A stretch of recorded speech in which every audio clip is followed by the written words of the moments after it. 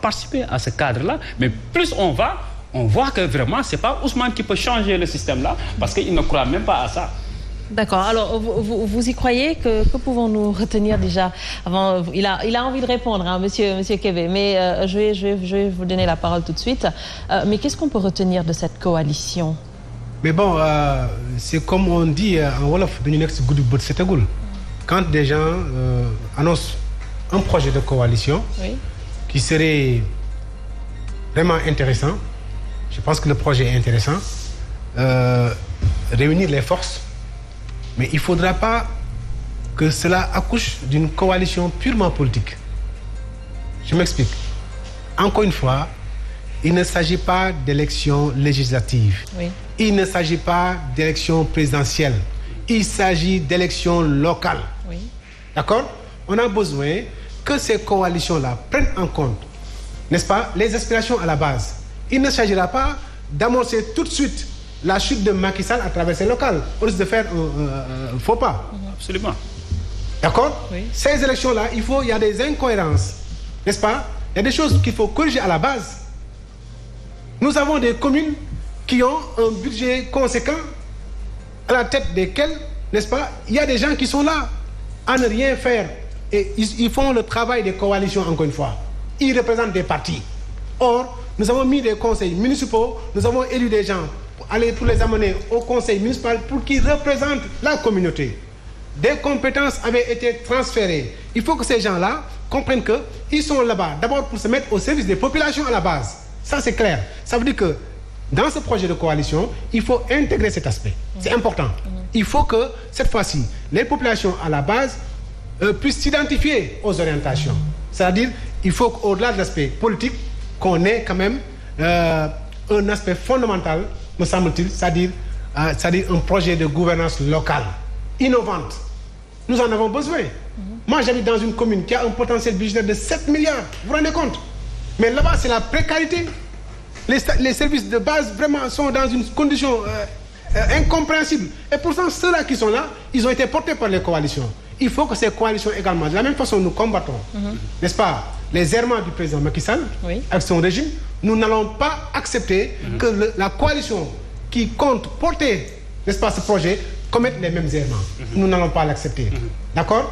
Et nous sommes arrivés à un moment où, pour participer un peu dans ce ping-pong, excusez-moi, c'est-à-dire, moi je peux comprendre, parce que les partis traditionnels sont aujourd'hui en faillite. J'appartiens à un parti qui s'appelle le PS. J'étais membre du bureau politique. Je suis membre du comité central. J'étais un proche de Ousmane Tanor Dieng, paix à son âme, qui me consultait assez souvent, n'est-ce pas? Et donc j'ai cette culture.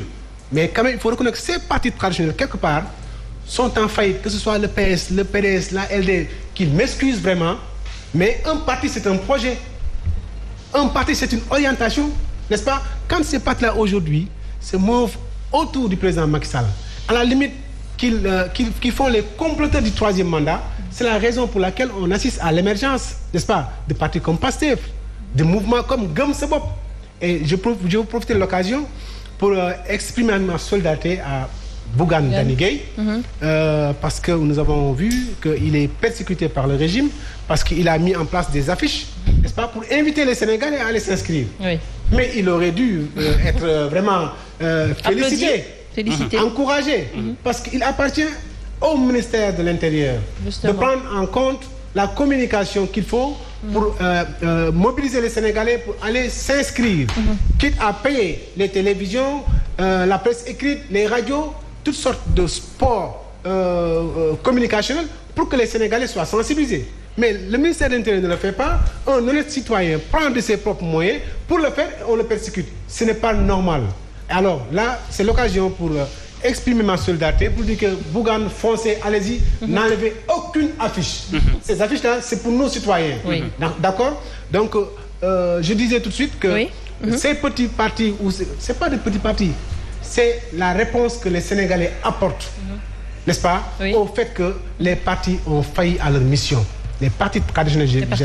Il faut également comprendre ce que les Sénégalais attendent de PASTEF, de Gëm Sa Bopp, c'est d'apporter des ruptures, même dans le fonctionnement des organisations. C'est important.